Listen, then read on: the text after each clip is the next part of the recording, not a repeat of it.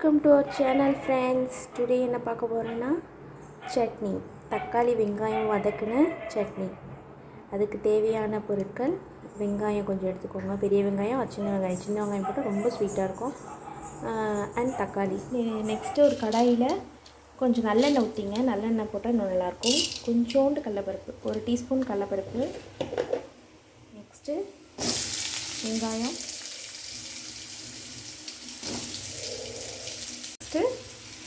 தக்காளி இது நல்லா வதக்கிக்கோங்க. ஃப்ளேம் கொஞ்சம் கூட ஃப்ளேம்லேயே வச்சு வதக்குங்க, சீக்கிரம் வதங்கும்.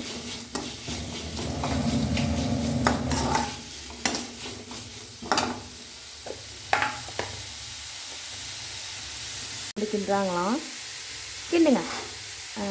அவங்க வதக்கணுமா, அதை செய்யுங்க.